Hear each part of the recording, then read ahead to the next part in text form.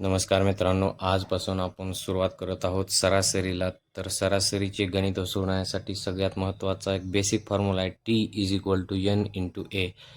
T म्हणजे average, total जे दिलेले असतं नंबर. ॲव्हरेज नाही, हे टोटल असतं.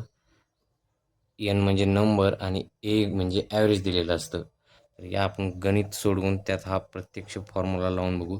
गणित असं आहे, ABCD अँड E या 5 क्रमागत समसंख्यांची सरासरी 66 आहे.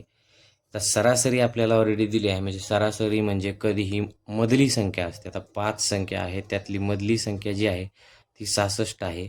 तर यातील B आणि E या संख्यांचा गुणाकार किती असेल? आपल्याला सरासरी दिली, म्हणजेच आपल्याला मधली संख्या दिलेली आहे, आपल्याकडे आहे 66. आपल्याला पुढली संख्या काय? समसंख्या म्हणजे काय? 66च्या पुढली समसंख्या काय असते? 68 आणि 70. आणि मागच्या दोन संख्या आहेत 64 आणि 62.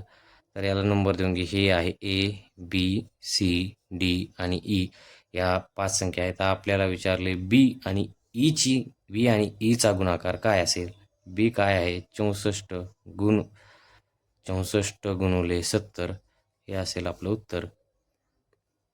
64 गुणुले 70. या शून्याला काय करायची गरज नाही. 7 चोक 28.